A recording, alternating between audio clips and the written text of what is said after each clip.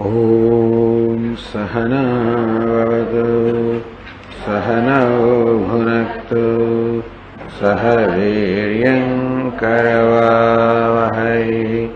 तेजस्विनावधीतमस्तु मा विद्विषावहै। ॐ शान्ति शान्ति शान्तिः। ॐ पूर्णमदः पूर्णमिदं पूर्णात् पूर्णमुदच्यते पूर्णस्य पूर्णमादाय पूर्णमेवावशिष्यते। ॐ शान्ति शान्ति शान्तिः।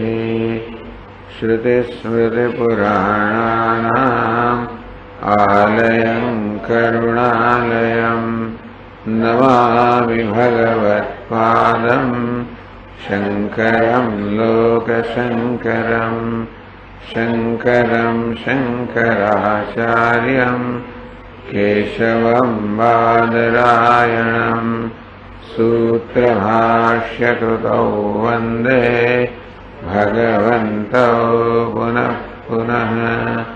ईश्वरो गुरुरात्मेति मूर्तिभेदविभागिने व्योमवद्व्याप्तदेहाय दक्षिणामूर्तये नमः। नमः श्री शंकरानंद गुरुपादाम्बुजन्मने सविलास महामोह ग्राहग्रासैक कर्मणे।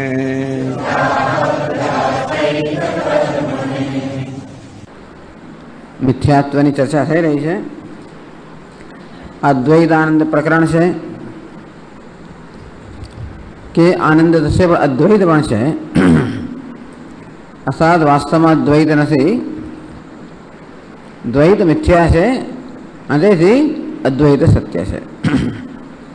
આપણો અનુભવ તો દ્વૈત કે અનેકતા બતાવે છે, પરંતુ એ અનેકતા મિથ્યા છે. કારણ કે જેમાંથી આ સર્જન થયેલું છે એ કારણ એટલે કે માયા પણ મિથ્યા છે. અમુક માયાનું મિથ્યા તો બતાવે છે અને એ રીતે એ મિથ્યા માયામાંથી ઉત્પન્ન થયેલું જગત પણ મિથ્યા છે. જો જગત અર્થાત દ્વૈત મિથ્યા હોય તો એ દ્વૈત અદ્વૈતનું વિરોધી નથી. જે દ્વૈત આપણા અનુભવનો વિષય છે દ્વૈત અદ્વૈતનું વિરોધી અર્થાત દ્વૈતનો અનુભવ થતો હોય છે વાસ્તવમાં અદ્વૈત જ છે. એ મુખ્યત્વે ચર્ચાનો તાત્પર્ય છે કે ચર્ચાનો વિષય છે. એટલે શક્તિની બધી ચર્ચા કરવામાં આવી અને ઘટ એટલે ઘડો જે છે એને દૃષ્ટાંત તરીકે લેવામાં આવ્યો કે આ શક્તિ આશ્રય અને કાર્ય બંને કરતાં વિલક્ષણ છે. ઘડાના દૃષ્ટાંતમાં આ માટી છે એ આશ્રય છે અને ઘડો કાર્ય છે. એટલે ઘડાની ઉત્પત્તિ પહેલાં આ સર્જન શક્તિ જે છે એ માટીમાં રહેલી છે. કાર્યોત્પત્તે પુરા શક્તિ નિગૂઢ મૃદિ અવસ્થિતા. કાર્યને અર્થાત ઘટની ઉત્પત્તિ પહેલાં આ જે સર્જન શક્તિ છે એ મૃદ અર્થાત માટીમાં રહેલી છે. કુલાલાદિ સહાયને વિકારાકારતામ રજેત. એ શક્તિ જે અવ્યક્ત છે માટીમાં એટલે કે આશ્રયમાં, એ જ પછી કુંભાર, ચાકડો, દંડ આ બધા નિમિત્તની મદદથી એ શક્તિ જે વ્યક્ત થાય છે અને ઘડાનો આકાર ધારણ કરે છે. વિકાર આકારતામ રજેત. આ બહુ મહત્વની વસ્તુ છે. શક્તિ જ ઘડાનો આકાર ધારણ કરે છે અર્થાત અવ્યક્ત એ શક્તિ એટલે જ ઘડો.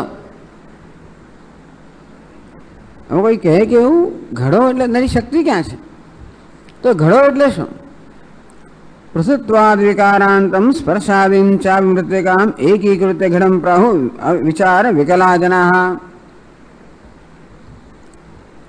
આ ઘડો એટલે શું? તો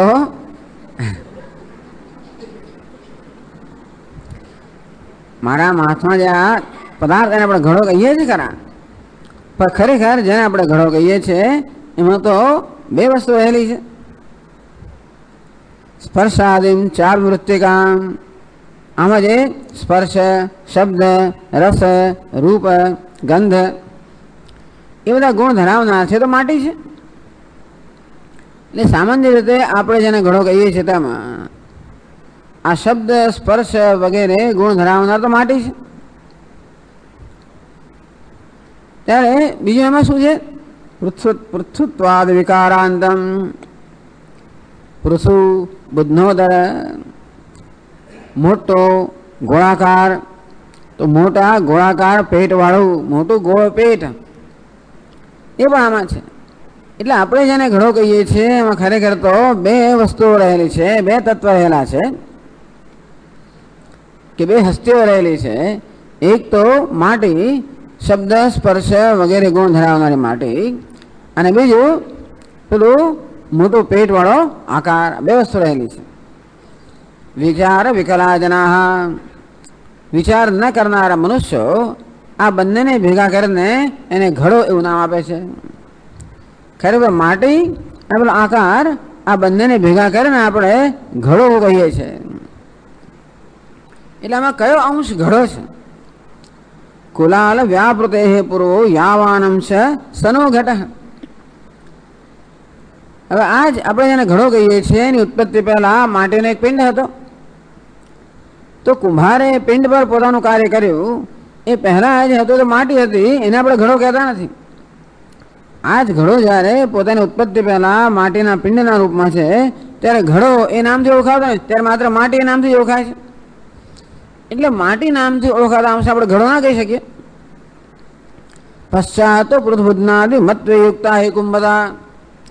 અને ત્યાં એ જ માટી જ્યારે આ મોટું પેટ વાળું મોટું ગોળ પેટ એ જ માટીને આકાર આપવામાં આવ્યો ત્યારે આપણે એનો ઘડો કહીએ છીએ.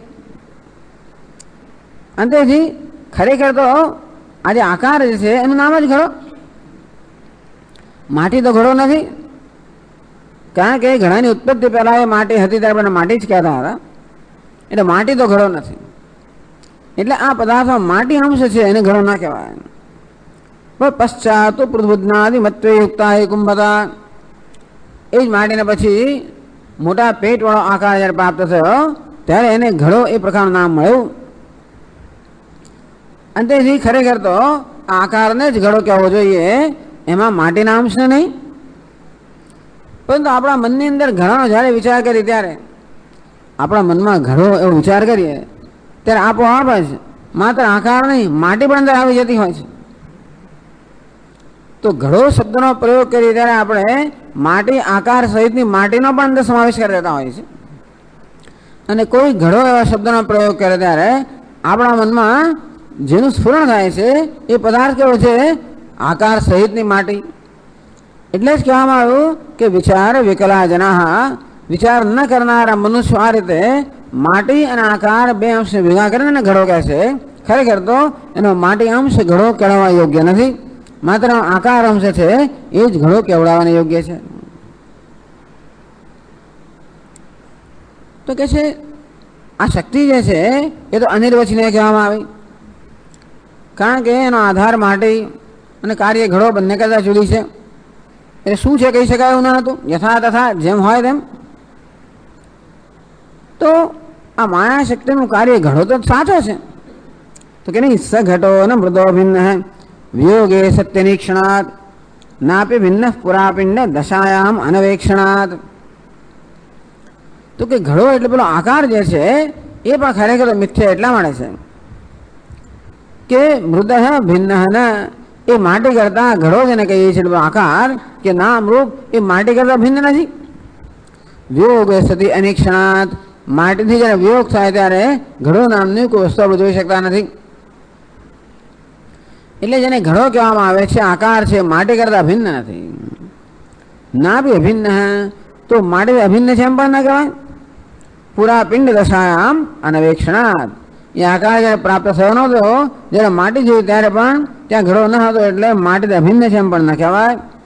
જોડે ઘડાનું સર્જન થયા પછી જેને આપણે ઘડો કહીએ છીએ એ પદાર્થ માટીથી ભિન્ન પણ નથી, કારણ કે જ્યારે માટી લઈ લેવામાં આવે ત્યારે કોઈ આકાર ઘડો નામની વસ્તુ રહેતી નથી. બહુ આ વિચારવા જેવું છે કે આપણે કોને ઘડો કહીએ છીએ, તો કઈ વસ્તુ ઘડો કહેવડાવવા યોગ્ય છે. હવે જે માટીનો અંશ છે એ ઘડો કહેવડાવવા યોગ્ય એટલામાં નથી કે એને તો આપણે માટી સ્વતંત્ર કહીએ જ છીએ. એટલે માટે જે રૂપ છે અને તે નામ છે એ જ માત્ર ઘડો કહેવડાવવા યોગ્ય છે. એ ઘડો માટી કરતાં જુદો છે, ભિન્ન છે કે અભિન્ન છે. ભિન્ન કે જુદો એટલામાં ન કહેવાય કે માટી લઈ લેવામાં આવે તો ઘડો નામની કોઈ વસ્તુ રહેતી નથી, આકાર રહેતો નથી. અભિન્ન પણ ના કહેવાય, કારણ કે જ્યારે આકાર પ્રાપ્ત ન થયો હતો ત્યારે માટીમાં આપણને ઘડાના દર્શન થતા ન હતા, માટે અભિન્ન પણ નથી.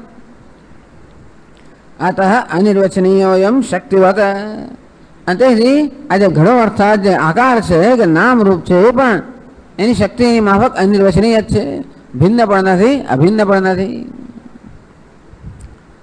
તેન શક્તિ જ, અને તેટલા જ કહીએ છીએ કે ઘડો તો શક્તિમાંથી ઉત્પન્ન થયો છે, અને શક્તિની એવી સત્યતા છે એવી જ ઘડાની સત્યતા છે. અર્થાત સર્જન શક્તિ પણ મિથ્યા છે અને ઘડો પણ મિથ્યા છે. જ્યારે ઘડો મિથ્યા કહીએ છીએ ત્યારે એ ધ્યાનમાં રાખવાની જરૂર છે કે મને માટી અંશને ઘડો નથી કહેતા આપણે, માત્ર આકાર જે છે નામ છે એને આપણે ઘડો કહીએ છીએ. અને તેથી ઘડો મિથ્યા છે એમ જ્યારે જાહેર કરવામાં આવે ત્યારે શું મિથ્યા જાહેર કરવામાં આવે છે? માત્ર આકાર અને નામ, એ ધ્યાન રાખવાની જરૂર છે. એની અંદર જે નક્કર તત્વ છે માટી, એને આપણે મિથ્યા નથી કહેતા, માત્ર પેલો આકાર અને તેથી નામ એને આપણે મિથ્યા કહીએ છીએ. એ ચર્ચા હવે આવશે. તો 37મા શ્લોકથી ચર્ચા આગળ ચલાવતા કહે છે, પૂર્વમ અનભિવ્યક્તા માયા શક્તિ પશ્ચાત અભિવ્યજ્યતે ઇતિ ન પ્રસિદ્ધમ માયા સ્વરૂપમ લભ્યતે. આ માયા શબ્દનો અર્થ તો પેલો જાદુ એવો જ થાય છે. એટલે અનેક વાર આપણે આગળ કહ્યું છે કે વેદાંતમાં જરા માયાનો આધાર લઈને સમજાવવામાં આવે ત્યારે એ જાદુ એ દૃષ્ટાંત જ છે. માયા એટલે જાદુ એ દૃષ્ટાંત છે. તો જેવી રીતે જાદુગર પોતાની જાદુની શક્તિથી જે નથી એવા પદાર્થ હોવાનો દેખાવ ઉત્પન્ન કરે છે, કંઈક એવી જ રીતે જેમાં વાસ્તવિકતા નથી એવું આ જગત આપણને ભાસી રહ્યું છે. એટલે જે ભાસે છે એ વાસ્તવિક ન હોય એવું બને. જેવી રીતે જાદુગરે ઉત્પન્ન કરેલું પદાર્થ, તેથી જાદુગરે ઉત્પન્ન કરેલી વસ્તુ મિથ્યા છે આપણે સમજીએ, દેખાય છે પણ છે નહીં. એ દસત ભાસમાનમ તન મિથ્યા, અસત અર્થાત જે નથી અને છતાં ભાસે છે એને મિથ્યા કહેવાય. જે છે એ તો છે જ, પણ જે નથી અને છતાં ભાસે છે એને જ મિથ્યા કહેવાય. તો આ જાદુગરનો જે જાદુ છે એ આ પ્રકારે મિથ્યા પદાર્થો ઉત્પન્ન કરે છે. અને એની આ સર્જનના જગતના કે સર્જનના મિથ્યાત્વને સમજાવવા માટે આ માયા એટલે કે જાદુ જે છે એ દૃષ્ટાંત તરીકે આપણને આપવામાં આવે છે. કઈ વસ્તુ સમજાવો કે દૃષ્ટાંત જોઈએ તે મિથ્યાત્વને સમજાવવા માટે આ માયા અર્થાત જાદુનો દૃષ્ટાંત આપવામાં આવે છે. એ લોકોને માયાવાદ કહે છે, પણ વાદ નથી. હા, સ્વપ્ન બરોબર છે. આ સ્વપ્ન ધારો કે જગતને સ્વપ્ન કહેવામાં આવે, ઘણા એવું કહેવામાં આવે જગત સ્વપ્ન છે. હવે સ્વપ્નવત છે, જેમ સ્વપ્ન છે એવી કંઈક પ્રકારનું આ જગત છે. સ્વપ્ન પણ આપણને અનુભવાય છે, છતાં પણ સ્વપ્ન કેવું છે? બાધ યોગ્ય છે, એનો બાધ થઈ જાય છે. જાગીને જોવું તો જગત દિશે નહીં. એનો અર્થ એ થયો કે જયારે દિસતું હતું ત્યારે પણ ના હતું, જાગ્યા પછી ન દિસતું હોય એનો અર્થ એવો થયો કે જ્યારે આપણે દિસતા જ એનો અનુભવ થતો ત્યારે પણ ન હતો. તો મિથ્યાત્વને સમજાવવા માટે સ્વપ્નનું દૃષ્ટાંત છે. એટલે ક્યારેક એમ કહેવામાં આવે કે જગત સ્વપ્ન સમાન છે એનો અર્થ એ થયો કે સ્વપ્ન જે મિથ્યા છે એમાં જાગૃત પણ મિથ્યા છે. આમ કલ્પના નહીં કરે સ્વપ્ન વગેરે. સ્વપ્ન જેવી રીતે મનની કલ્પના છે એમ જગત પણ કલ્પના છે. એમ સ્વપ્નના બધા અંશ લાગુ પડે છે. એટલા માટે જાગ્રત જગતે પણ સ્વપ્ન સાથે સરખાવવામાં આવે. સ્વપ્ન બહુ દ્રષ્ટાંત સુંદર દ્રષ્ટાંત છે આ જાગ્રત જગતની સત્યતાને સમજવા માટે.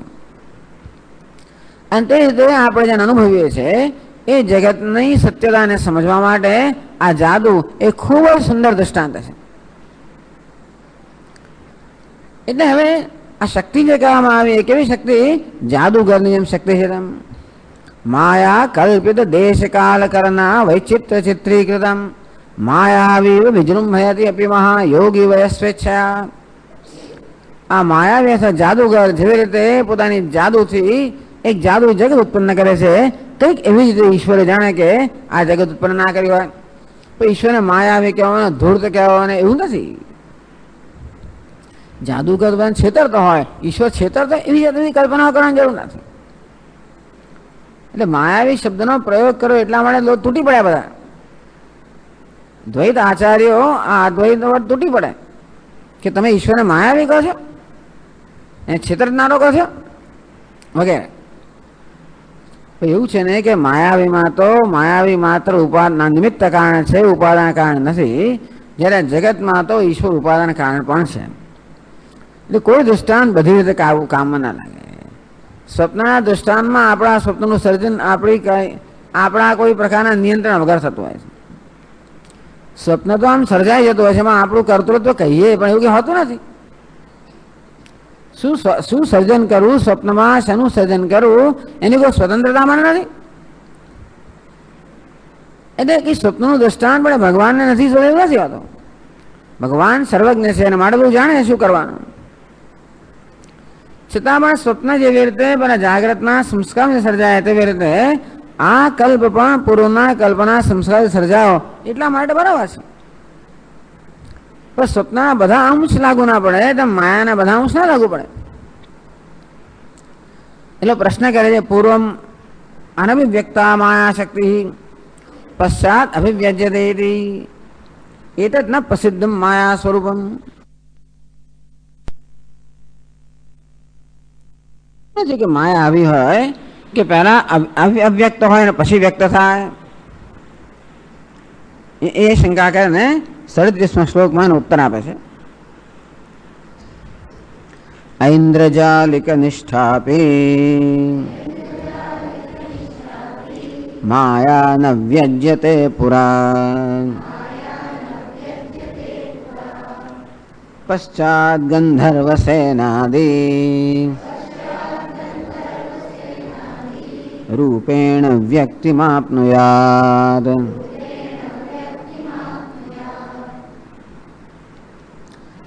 ઐન્દ્રજાલિક નિષ્ઠા માયા આપી પુરાણ વ્યજ્યતે.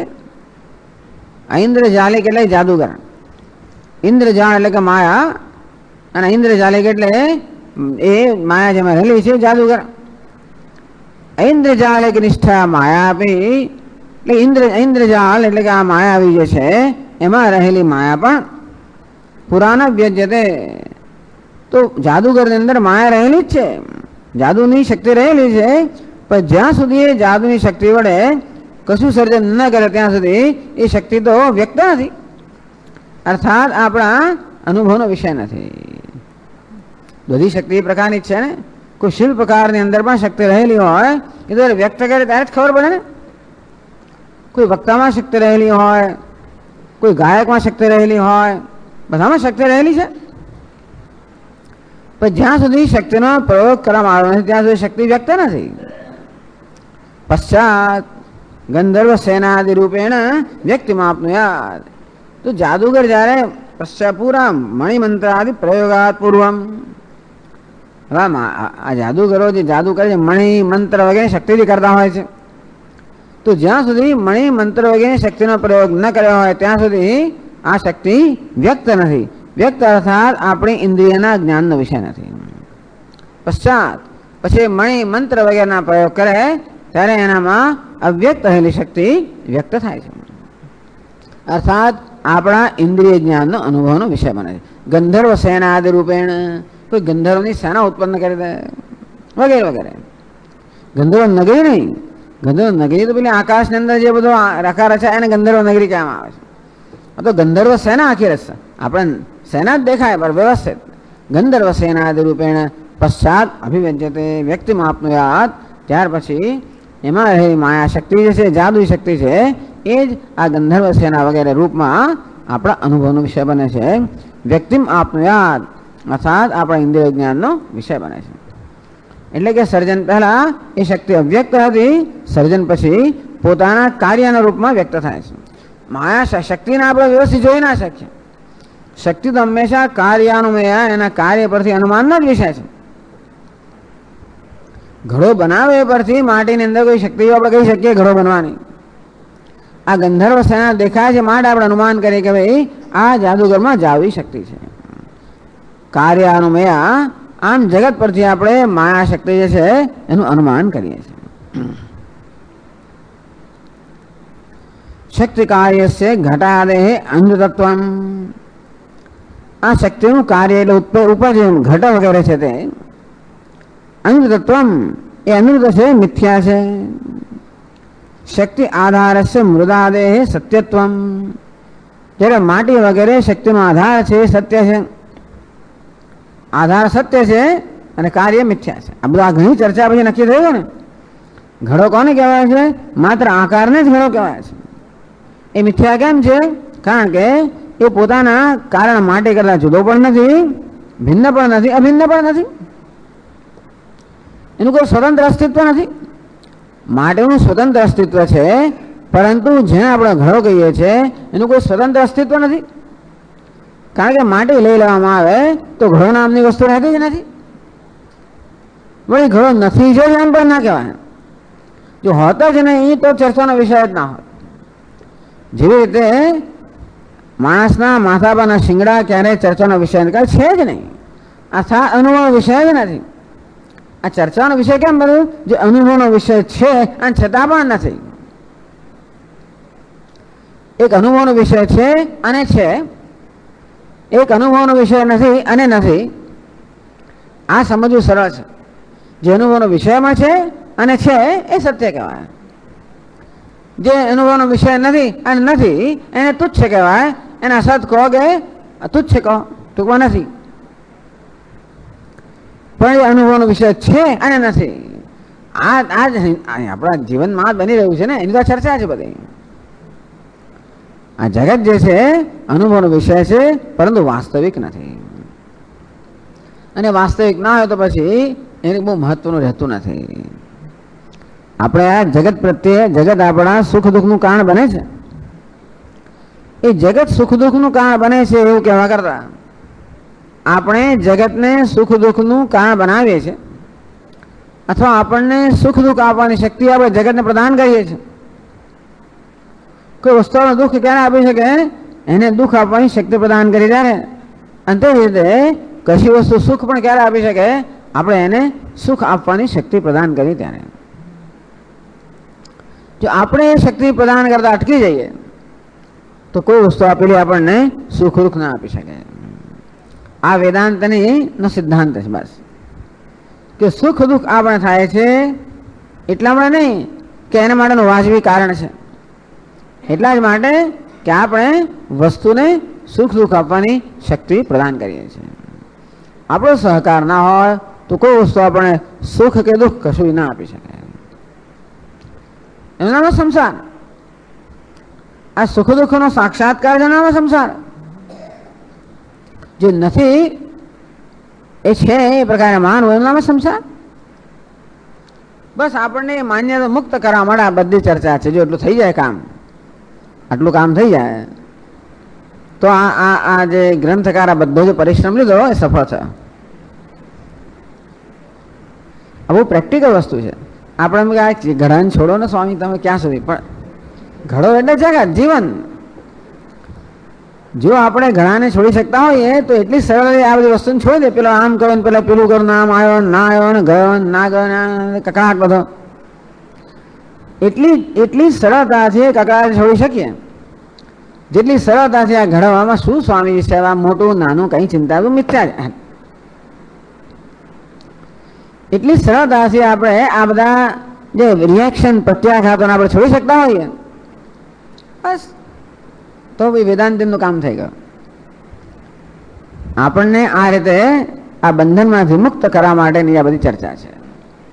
બંધન નામની કોઈ સાચી વસ્તુ નથી, પણ વિચાર વિકલા વિચાર રહિત મનુષ્ય જે છે એ જ આપણને આ વસ્તુને સુખી દુઃખી કરવાની શક્તિ પ્રદાન કરે છે. તો આ શક્તિનું કાર્ય આ ઘડો વગેરે છે કે વસ્ત્ર વગેરે છે એ મિથ્યા છે, અને શક્તિનો આશ્રય જે માટી છે કે પછી પેલો તંતુ છે સત્ય છે. એ વાત છાંદોગ્ય શ્રુતો અભિહિતમ, આ છાંદોગ્ય ઉપનિષદમાં પણ સ્પષ્ટતાથી કહેવામાં આવ્યું છે. એ વાક્ય છે ને આ બધી ચર્ચાનો આધાર બને છે. છાંદોગ્ય ઉપનિષદમાં એક વાક્ય છે, એમાં મિથ્યાત્વને જેટલી સ્પષ્ટ રીતે કહેવામાં આવ્યું છે અત્યંત સ્પષ્ટ રીતે કહેવામાં આવ્યું છે. બીજા બધા કદાચ પણ મિથ્યાત્વની ચર્ચા કે મિથ્યાત્વનું નિરૂપણ છાંદોગ્ય ઉપનિષદના વાક્યમાં જેવું થાય છે કે અનેક એના જેવા અનેક વાક્યોમાં 6થા અધ્યાયમાં એ કદાચ બીજે ક્યાંય જોવા ના મળે. એટલા જ માટે જ્યારે જ્યારે મિથ્યાત્વ સમજાવવું હોય ત્યારે આ વાક્યને ટાંકવામાં આવે છે. છાંદોગ્ય શ્રુતો અભિહિતમ, છાંદોગ્ય ઉપનિષદના 6થા અધ્યાયની અંદર પણ આ નામ રૂપાત્મક જગત જે છે કાર્ય છે એ મિથ્યા છે એ સમજાવવા માટે આ ઘડાનું દ્રષ્ટાંત, એટલા માટે ઘડાનું દ્રષ્ટાંત લીધું. પહેલા અગ્નિના આ દ્રષ્ટાંતો લીધા સમજાવવા માટે, પછી ઘડા પર આવી ગયા. અગ્નિની શક્તિ છે દાહક શક્તિ અને સ્ફોટક શક્તિ એ પણ નિર્વચનીય એમ કહ્યું, કારણ કે એનો આધાર અગ્નિથી ભિન્ન નથી અને અભિન્ન પણ નથી. એ પછી કર્યા પછી ઘડા પર આવી ગયા કે માટીની જે સર્જન શક્તિથી ઘડાનું સર્જન થાય છે એ શક્તિ પણ એ પ્રકારની જ મિથ્યા છે. પહેલા અવ્યક્ત હતી અને પછી ઘડાનો આકાર ધારણ કર્યો. તેથી મિથ્યા છે, ઘડો મિથ્યા છે કે શક્તિ મિથ્યા છે, કારણ મિથ્યા છે, મળે કાર્ય મિથ્યા છે. 38મા શ્લોકમાં કહે છે એવં માયામયત્વેન વિકારસ્યાનૃતાત્મતાં વિકારાધારમૃદ્વસ્તુ સત્યત્વં ચાબ્રવીત શ્રુતિઃ.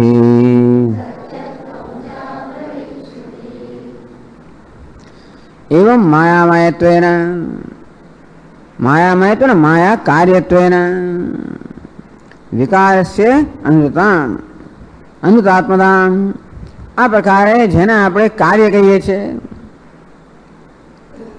માયામય, આ ઘડો જે છે ને માયામય માત્ર માયાનો જ બનેલો છે. આ ઘડો જે છે ને એ શેનો બનેલો છે? કયો અંશ ઘડો છે? પેલું ગોળ મોટું પેટ એવા આકાર જે છે એ જ ઘડો છે. હવે એ માટીનો બનેલો નથી, કારણ કે માટી લઈ લેવામાં આવે તો એનું કોઈ અસ્તિત્વ રહેતું નથી, અને ઘડો આ નહોતો ત્યારે માટી તો હતી જ. તો આ જે આકાર છે શેનો બનેલો છે? વેદાંતિને એમ કે આ ઘડો એટલે જે નામ રૂપ છે એ માત્ર શક્તિ એ બનેલી છે, એટલે પશ્ચાત વિકાર આકારતાન વ્રજેત, એ માટીમાં શક્તિ રહેલી છે એણે જ ઘડાનો આકાર ધારણ કર્યો છે. તેથી વિકારસ્ય, ઘડાને વિકાર કહેવામાં આવ્યો. ત્યાં વિકાર શબ્દ છે એ છાંદોગ્ય ઉપનિષદમાં વપરાયો. વાચારંભણમ વિકારો નામધેયમ મૃત્તિકા ઇત્યો સત્યમ. વિકારો નામધેયમ, આ જે વિકાર છે એ નામધેયમ, વિકાર જે છે માત્ર નામનો જ છે. વાચારંભણમ, તો વાચા આરંભણમ, વાણી વડે જ માત્ર જેનો આરંભ થયેલો છે, જે વાણી પર જ આધારિત છે, એ વિકાર અર્થાત જે કાર્ય છે એ નામ છે, માત્ર નામ. તો વિકાર ઘડો જેને કહેવામાં આવે છે એ માત્ર વાણીની જ ઉપજ છે, બે કશાની ઉપજ નથી. એ માટીની ઉપજ નથી, ઘડો માટીની ઉપજ નથી, ઘડો જે છે માત્ર વાણીની ઉપજ છે. મૃત્તિકા તેઓ સત્યમ. આમાં જે મૃત્તિકા છે, જે માટી અંશ છે, એ જ સત્ય છે, એ જ નક્કર છે. માયામયત્વેન માયા કાર્યત્વેન, જેને આપણે ઘડો કહીએ છીએ એ માયાનું જ કાર્ય હોવાના કારણે અનુતાત્મતામ વિકારસ્ય કાર્યરૂપત્વસ્ય ઘટાદે અનુતાત્મતા મિથ્યાત્વમ. અને અનુતા એટલે કે એ મિથ્યા છે. ઋત અને અનૃત આ બે સત્ય માટે બીજો શબ્દ છે ઋતમ. ઋતમ વදිષ્યામિ સત્યમ વદિષ્યામિ. એટલે ઋતમ શબ્દ છે પણ વેદમાં બહુ પ્રસિદ્ધ હતો. એટલે જે નિશ્ચિત છે, જેમાં કોઈ પ્રકારને પરિવર્તન ના થાય. મારા સ્વામી મહારાજની ભાષામાં કહ્યું તો દેટ ઇઝ ઇનફેલિબલ. એવું ને એવું છે, એને ઋતમ કહેવાય. એટલે સત્ય માટે બે શબ્દ ઋતમ. તો સત્ય કહીએ ને અસત્ય કહીએ તો મૃતનને પણ એને નકારાત્મક કરવડે અન, એની આગળ ઉપસર્ગ લગાડવા એટલે અનૃતમ થઈ ગયું. અનૃતમ એટલે પણ અસત્યમ એટલે કે મિથ્યા. વિકારસ્ય કાર્યરૂપસ્ય ઘટાદેહ અનૃતાત્મતા મિથ્યાત્વમ. આ ઘડો જે છે, પેલો આકાર જે છે, એનો આત્મા કેવો છે, એનું તત્વ કેવું છે, સ્વરૂપ કેવું છે? અનૃત. ખોટું એનું સ્વરૂપ છે, ખોટા આપણું સ્વરૂપ છે, મિથ્યા સ્વરૂપ છે. વિકાર આધાર મૃદ વસ્તુ. વિકારાણામ ઘટાદીનામ આધારભૂતા મૃદ સત્યત્વમ. જ્યારે આ ઘડો જે વિકાર છે એનો આધાર પેલી માટી છે એ સત્ય છે. એટલે કે આ ઘડાની અંદર બે અંશ છે. એક અંશ છે એ બાધ યોગ્ય છે, બીજો કેવો છે? અબાધિત છે. તો વેદાંતમાં સત્યની વ્યાખ્યા શું? યદ અબાધિતમ તત્ સત્યમ. જે જેનો બાધ ન થાય એ સત્ય છે. તો આ ઘડો જો તૂટી જાય તો આકાર તો જતો રહ્યો, નામ પણ જતો રહ્યો, પછી એને ઠીકરું કહેવામાં આવે. તો હવે ઘડો નામ પણ નથી, ઘડો આકાર પણ નથી, નામ પણ નથી. તો ઘડાને નામ રૂપ છે એને તો બાદ થઈ ગયો. માટી છે એ તો છે જ, માટે માટીનો બાદ નથી. એટલે દરેક પદાર્થમાં બે અંશ હોય જ છે. જે આપણા અનુભવનો વિષય છે એ વસ્તુમાં બે અંશ હોવા જ જોઈએ. એક બાધ યોગ્ય, એક વસ્તુ છે એ બાધ યોગ્ય ત્યારે જ હોય જ્યારે એનો સત્ય આધાર હોય. આ મિથ્યા વસ્તુ ક્યારે પણ સ્વતંત્ર રીતે સંભવી શકે નહીં. એ હંમેશા સત્ય પર આધારિત હોય. એટલે માયાનો આધાર કયો છે? બ્રહ્માશ્રયા માયાસ્તિ. એટલે માયાનો આશ્રય સત્ય હોવો જોઈએ. એ રીતે કહેવામાં ઘણા દૃષ્ટાંત એટલે કહેવામાં આવ્યું કે આજે આકાર જે છે એ તો બહાર અયોગ્ય છે, પરિવર્તનશીલ છે, જ્યારે માટી છે એ બહાર યોગ્ય નથી. એ રીતે આમાં માટી સત્ય છે, ત્યારે ઘડો અર્થાત જે રૂપ અને નામ છે મિથ્યા છે. વિકારાણામ ઘટાદીનામ આધારભૂતાયા મૃદ સત્યત્વમ. તો નામ રૂપનો આધાર છે જે માટી છે એ સત્ય છે. ચ બ્રવે શ્રુતિ. શ્રુતિ એટલે કે છંદોપનિષદે આ પ્રકારે કહ્યું. ક્યાં કહ્યું? વાચારંભમ વિકારો નામધેયમ મૃત્તિકેત્યેવ સત્યમ. એ વાક્યમાં 6ઠ્ઠા અધ્યાયમાં કહેવામાં આવ્યા. પહેલા જ ખંડની અંદર શરૂઆત જ આની થઈ. તો ચર્ચાની શરૂઆત જ આ પ્રકારે થઈ. યથા સૌમ્ય એકેન મૃત્પિંડેન સર્વં મૃણ્મય વિજ્ઞાતમ સ્યાત. વાચારંભમ વિકારો નામધેયમ મૃત્તિકાયત્યેવ સત્યમ. કારણ કે ત્યાં આગળ પિતાએ ઉદ્દાલક ઋષિએ શ્વેતકેતુને પૂછ્યું કે એ શ્વેતકેતુ, તારા ગુરુ પાસેથી એ ઉપદેશ તને પ્રાપ્ત થયો છે, એ તત્વનો ઉપદેશ પ્રાપ્ત થયો છે જેને જાણવાથી બધું જાણી લેવાય. મારે એવું તો કંઈ હોતું હશે કે એક વસ્તુ જાણે બધું જાણી જાય? એ કેવી રીતે હોય? એ આદેશ ઉપદેશ એ તત્વ કેવું હોય? ત્યારે દૃષ્ટાંત આપ્યું. યથા સૌમ્ય એકેન મૃત્પિંડેન સર્વં મૃણ્મયમ વિજ્ઞાતમ સ્યાત. હે સૌમ્ય, હે પ્રિયદર્શન, જેવી રીતે માટીના એક પિંડને જાણવાથી માટીમાંથી સર્જાયેલું બધું જ જાણી ગયા માત્ર જ છે. કારણ કે જે સર્જાયું છે માટીથી કશું વધારે છે જ નહીં. આ ઘડો, શકોરું કે કુંડળી કે જે કંઈ હોય બધા વાસ્તવમાં માટીથી વધારે કંઈ જ નથી. ને માટે જાણી લીધી એટલે બધું જાણી લીધું. કારણ કે આ દરેક જે આપણે ઘડો, સકોરું, કુલડી, કોડિયું જે કંઈ કહીએ એ બધાની અંદર એક રૂપ નામ રૂપ છે જે વાસ્તવમાં તો છે જ નહીં, મિથ્યા છે. એમાં તત્વ છે એ માટી જે છે.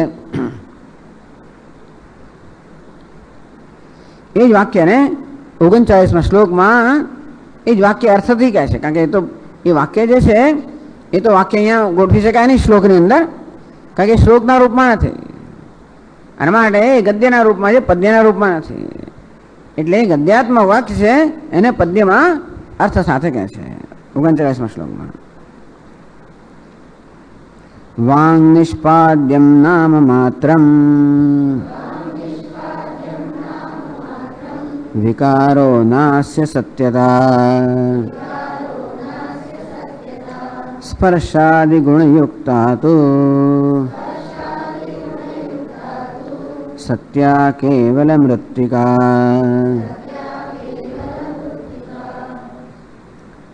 વાંગ નિષ્પાદ્યમ નામ માત્રમ વિકારો વિકાર. વાંગ નિષ્પાદ્યમ વાગ ઇન્દ્રિય ઉચ્ચાર્યમ વાચારંભમ. એનો અર્થ કર્યો વાંગ નિષ્પાદ્યમ, એનો અર્થ કર્યો વાગ ઇન્દ્રિય ઉચ્ચાર્યમ. ટૂંકમાં વાગ ઇન્દ્રિય જે છે આપણી વાણી જે છે એના આપણે જે ઉચ્ચાર કરવામાં આવે, ઉચ્ચારિત વાણીથી જે ઉચ્ચાર કરવામાં આવે એને વાચારંભમ કહેવામાં આવે. નામધેય નામ માત્રમ વાચારંભણમ નામધેયમ અર્થતઃ પઠતી. કેવી સરસ રીતે અર્થ આપી દીધો.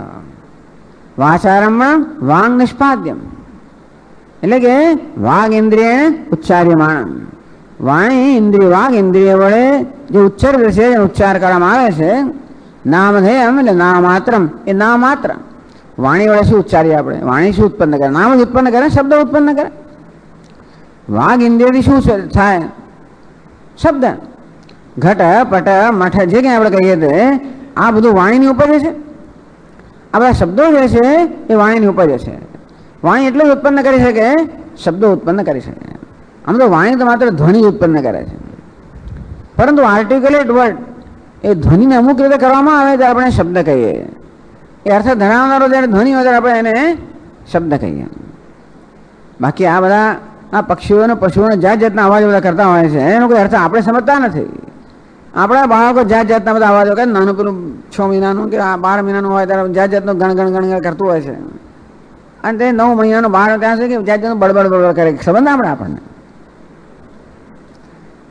તો કે એને હજી પોતાને એના મનમાં વિચાર ચાલે છે કે નહીં આપણને તો ખબર નથી. પણ ધારો કે એટલા બાળકમાં કે વિચાર ચાલતો હોય અને બધા વિચાર વ્યક્ત કરવો હોય ખાલી પછી એ પ્રેક્ટિસ કરે છે કંઈક બોલવાની, કંઈક ઇન્દ્રિય મળી છે માટે કે પ્રેક્ટિસ થવી જોઈએ. જેથી ધીમે ધીમે ઉચ્ચારણ થાય. પેલા પગ મળ્યા એટલે એને કંઈ કરવું જોઈએ, હાથ મળ્યા એટલે હલાવવા જોઈએ. તો ધીમે ધીમે કામ કરતા થાય ને, ધીમે ધીમે પછી વ્યવસ્થિત હાલે. વ્યવસ્થિત બોલવા ના આવે ત્યાં સુધી તો માત્ર એક જીબરીશ ગડબડ થતું હોય બધા. પણ વ્યવસ્થિત જ્યારે બોલાવા ત્યારે આપણે શબ્દ કહીએ. કારણ કે આપણા મનમાં જે વિચારો છે વિચાર વ્યક્ત કરવા માટે આપણે આ રીતે વ્યવસ્થિત શબ્દનો ઉપયોગ કરીએ. એ શબ્દ દ્વારા કોઈક અર્થ પ્રકટ કરનારો જે ધ્વનિ છે એનું અહીંયા આગળ સૂચન થાય છે. વાંગ નિષ્પાદ્યમ નામ માત્રમ. આ વાઘ ઇન્દ્રિય વડે જેનો ઉચ્ચાર કરવામાં આવે છે એ તો જ્યાં માત્ર નામ જ છે. વિકારો નામધેય, નામ જ વિકાર, નામ જ ઘણો. કેટલું સરસ કહ્યું ને, વાચારંભણમ વિકારો નામધેયમ. જે વિકાર અર્થાત ઘડો એમ નામથી ઓળખાય છે એ તો માત્ર વાણીની જ ઉપજ છે. નામ એવસ્ય ઘટાડે હે, તો કે જેને ઘડો વગેરે કહીએ છીએ, ઘડો વસ્ત્ર કહીએ છીએ, નામથી વધારે કંઈ જ એમાં કોઈ તથ્ય નથી, જો કોઈ સબસ્ટન્સ નથી, વસ્તુત્વ નથી, નક્કરતા નથી. નામથી વધારે કોઈ પ્રકારની નક્કરતા આ ઘડામાં નથી. નાસ્ય સત્યતા ન નામ આતેરે કે એના પારમાર્થિકમ રૂપમસ્તી. જેને ઘડો કહીએ છીએ એમાં નામથી વધીને કોઈ પારમાર્થિક અર્થાત કોઈ નક્કર સત્ય વસ્તુ છે જ નહીં. સ્પર્શાદિ ગુણયુક્તા તો સત્યા કેવલ મૃત્તિકા. તો આનો અબાધિત અંશ કયો છે? મૃત્તિકા. સ્પર્શાદિ ગુણ યુક્તા તો આ સ્પર્શ કેમ શબ્દાદિગુણ સ્પર્શાદિગુણ કહે છે. કે શબ્દ તો આપણે પ્રયત્ન કરીએ ત્યારે થાય એમાં, પણ સ્પર્શ તો આપણે ઘણો હાથમાં લે પહેલો અનુભવ શાનો થાય? સ્પર્શનો થાય. પછી નજીક લાવીએ તો ગંધનો થાય, કે જીભ અડકાવીએ તો સ્વાદનો થાય, એને અથડાવીએ તો શબ્દનો થાય. અને જરૂર એને રૂપાળીમાં કહી શક્યા હોત. અડકીએ પહેલાં આપણને ઘણાના રૂપ કે રંગનો પણ પરિચય થાય છે, એ રૂપાળીમાં કહી શકાય, અથવા સ્પર્શાદિ એ ઘડો લઈને સમજાવતા છે એટલા સ્પર્શાદિ કહો. બાકી રૂપાદિ ગુણવત્તા હતું એમ કહી શકાય. માટી એનું ધ્યાન, સૌથી પહેલી વસ્તુ કયું ધ્યાન ખેંચે? એનું રૂપ, એનો રંગ. તો આ જે માટી છે, જે સ્પર્શ શબ્દ રૂપ રસ ગંધ આ ગુણ ધરાવનારી છે, એ સત્ય એ જ માત્ર કેવલ મૃત્તિકા, આ કેવળ મૃત્તિકા કે માટી છે એ સત્ય છે. તદ આધારભૂતા મૃદ એવ સત્ય, આ ઘડાની આધારભૂત છે. હંમેશા મિથ્યાના આધાર જોઈએ છે. એક વસ્તુ આપણે નક્કી કહી શકીએ, જ્યાં મિથ્યા છે ત્યાં સત્ય હોવું જ જોઈએ. જ્યાં સત્ય છે ત્યાં મિથ્યા હોય એવો નિયમ નથી, પણ જ્યાં મિથ્યા છે ત્યાં સત્ય હોવું જોઈએ આ નિયમ છે. એટલે ક્યાંય પણ નામ રૂપાત્મક જગત હોય તે ઈશ્વર હોવો જ જોઈએ. વેદાંત એમ કે ઈશ્વર છે ત્યાં નામ રૂપાત્મક જગત છે એવો નિયમ નથી, પણ જ્યાં નામ રૂપાત્મક જગત છે ત્યાં ઈશ્વર હોવો જ જોઈએ. અને ઈશ્વર સર્વત્ર વ્યાપ્ત છે. મયા તતમિદમ સર્વમ જગત અવ્યક્ત મૂર્તિના, આ સમગ્ર નામ રૂપાત્મક જગત મારા અવ્યક્ત સ્વરૂપને વ્યાપ્ત છે. કારણ કે સત્ય વગર મિથ્યા સંભવી શકે નહીં, માટી વગર આકાર સંભવી શકે નહીં. એટલે ભગવાન ક્યાં છે? જે કોઈ વસ્તુ દૃષ્ટિગોચર હોય, યચ્ચ કિંચિત જગત સર્વમ દૃશ્યતે શ્રૂયતે વિવા અંતર્બહિષ તત્સર્વમ વ્યાપ્ય નારાયણ સ્થિત. જે કંઈ જગત દૃશ્યતે શ્રૂયતે વિવા દેખાય છે કે સંભળાય છે, અંતર્બહિષ તત્સર્વમ અંદર બહાર એ સર્વને વ્યાપ્ત કરીને નારાયણ રહેલો છે. એટલે નારાયણના દર્શન કરાવવાની વેદાંતની એક રીત છે. એ નારાયણના પૂરા દર્શન નથી, પણ દર્શન તો થઈ ગયા. નામ રૂપાત્મક જગત જે કંઈ છે અંદર બહાર સર્વ વ્યાપ્ત કરીને ભગવાન નારાયણ રહેલો છે. પછી નારાયણનો વ્યવસ્થિત પરિચય ત્યારે થાય જ્યારે જગત વગરનો પણ નારાયણનો પરિચય થાય.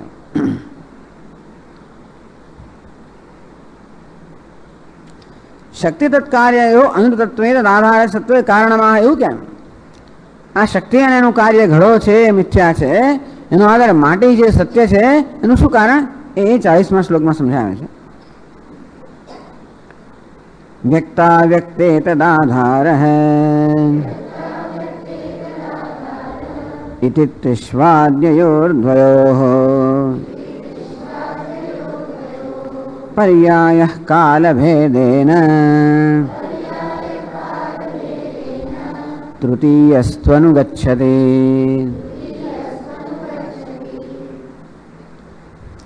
व्यक्ता व्यक्ते व्यक्त है घटादि लक्षण कार्य है. अव्यक्तादत कारणभूता शक्ति ही. माटी अव्यक्त નથી. આ માટી જે છે તો હંમેશા વ્યક્ત જ છે. માટી જે છે હંમેશા આપણી ઇન્દ્રિયના અનુભવનો વિષય છે. માટી અવ્યક્ત નથી. અવ્યક્ત શું છે? પેલી શક્તિ અવ્યક્ત છે. જ્યાં સુધી ઘડો ઉત્પન્ન થયો ને ત્યાં સુધી આ ઘડા માટીના ઘડાનું સર્જન કરવા શક્તિ કેવી છે? દેખાતી નથી. પછી એ દેખાતી નથી, પણ પછી કાર્યના રૂપમાં દેખાય છે. સર્જન થયા પછી એ શક્તિ જે છે એ ઘડાના રૂપમાં દેખાય છે, પરંતુ ઘડાનું સર્જન થયા પહેલા એ શક્તિ અનુભવનો વિષય માટે અવ્યક્ત કે શક્તિ. વ્યક્ત હે ઘટાદ લક્ષણ કાર્ય હે. વ્યક્ત કોને કહેવાય? ઘડો વગરનું લક્ષણ છે એ કાર્ય જે છે એ વ્યક્ત છે. અવ્યક્તાદ કારણભૂતા શક્તિ. એની તો આ ઘડાનું કારણ કયું? શક્તિ એનું કારણ છે. માટીનો આધાર કહેવામાં આવ્યા છે. માટીને આપણે ઉપાદાન કારણ કહીએ બરાબર છે, પણ ખરેખર તો માટી શું છે? એ શક્તિનો આધાર છે. ઘડાને ઉત્પન્ન કરનાર કોણ? કોને ઘડો કહી જેના પર આધાર રાખે છે? જો આપણે પેલા રૂપ અને નામને જ ઘડો કહેતા હોઈએ તો માટીની પણ એની પેલી શક્તિ જ એનું કારણ છે ને. જે સર્જન શક્તિ છે એ જ કારણ છે જેમાંથી આ નામ રૂપાત્મક ઘડો સર્જાયો. એ રૂપ સહિતની માટીને ઘડો કહેતા હોઈએ તો બરાબર છે, માટી ઉપાદાન કારણ કહેવાય. પરંતુ આમાં માત્ર પેલા રૂપ અને નામ અંશને જ ઘડો કહેતા હોઈએ તો માટી તો માત્ર આધાર છે, એનું કારણ કયું છે? પેલી સર્જન શક્તિ. અવ્યક્તા તત્કારણભૂતા શક્તિ. આ વ્યક્ત ઘડો વ્યક્ત છે, પેલી એની કારણરૂપ શક્તિ અવ્યક્ત છે. તે વ્યક્તા વ્યક્તે તદાધાર. એ વ્યક્ત અવ્યક્ત અને બંનેનો આધાર માટી. તો આધાર મૃત્તિકા ભૂતા મૃત્તિકા, આ ત્રણ વસ્તુ છે. આ ઘડાની અંદર ત્રણ વસ્તુ છે. એક કયું છે? આકાર, જે વ્યક્ત છે. બીજી પેલી શક્તિ જેનું કારણ જે અવ્યક્ત છે. અને ત્રીજો માટી, બંનેનો આધાર છે. એમ હવે આપણે માટીને તો જુદી જ પાડી દીધી. આ ઘડાની ચર્ચામાં માટીને જુદી પાડી દેવામાં આવે. આગળ બહુ સ્પષ્ટ રીતે કહેવામાં આવ્યું કે ખરેખર તો આના આપણે આખા પદાર્થને ભલે એવા કહીએ, પણ આ બે વસ્તુનો આપણે સંયોગ કરી દેલો છે. માટી અને પેલો આકાર, એ બંનેને જોડીને આપણે ઘડો કહેતા હોઈએ. તો કયો અંશ ઘડો કહેવાવા યોગ્ય છે? માત્ર આકાર નામ જ ઘડો કહેવાવા યોગ્ય છે. માટી શું છે?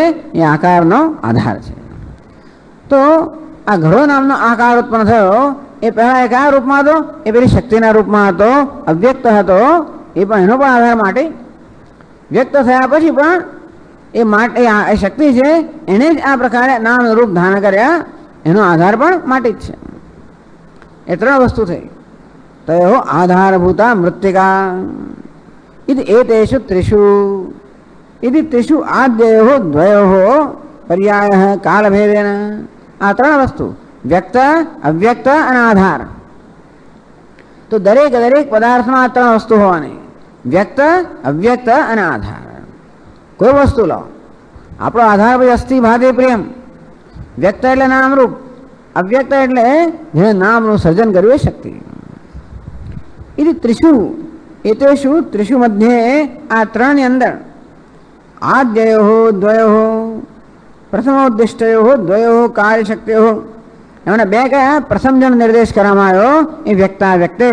વ્યક્ત એટલે ઘડો નામનું કાર્ય, અને અવ્યક્ત એટલે પેલી શક્તિ છે.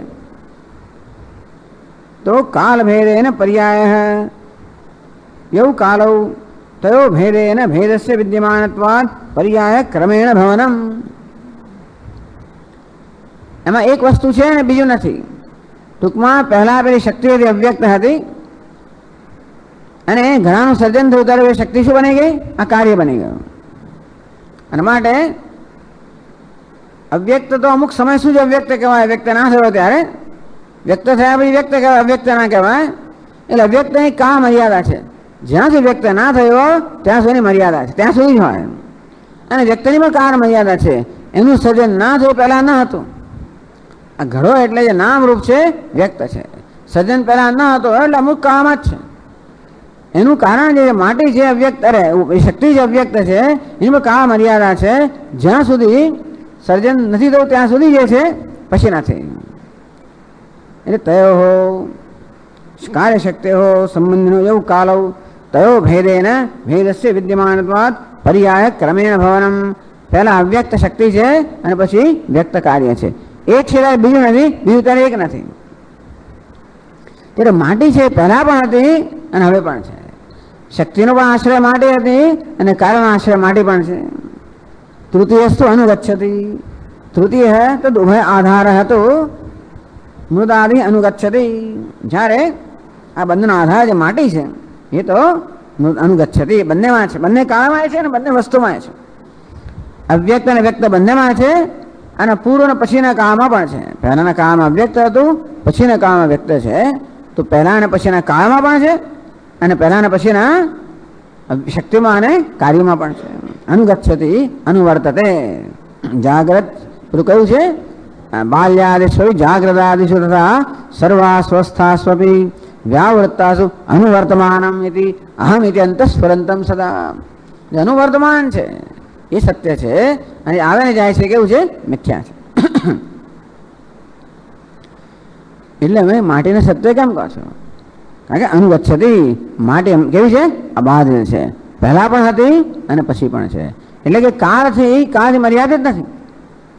શક્તિ છે કાળથી મર્યાદિત છે, અવ્યક્ત હોય ત્યાં સુધી. કાર્ય છે કાળથી મર્યાદિત છે, વ્યક્ત થાય પછી છે.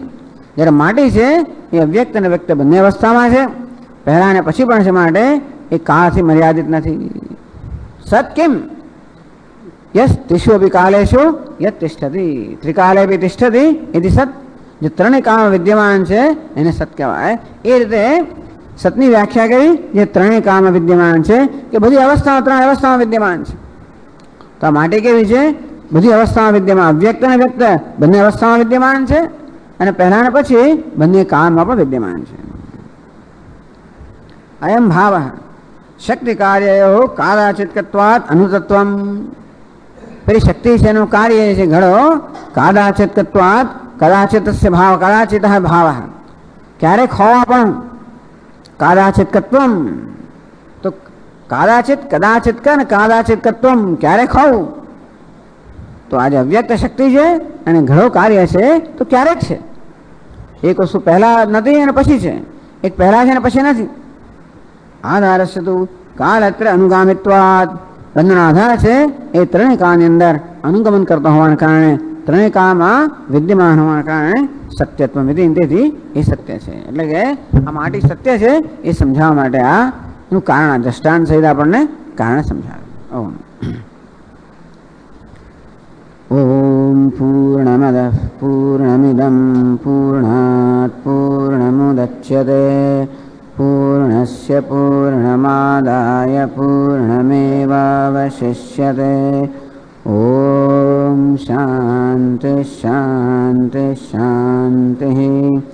શંકરં શંકરાચાર્યં કેશવં બાદરાયણં સૂત્રભાષ્યકૃતૌ વંદે ભગવन्तौ પુનઃ પુનઃ.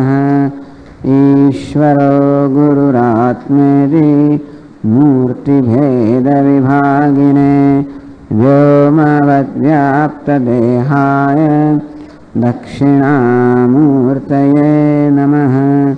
ઓમ શાંતિ શાંતિ શાંતિ. હરિ ઓમ. શ્રી ગુરુભ્યો નમઃ. હરિ ઓમ.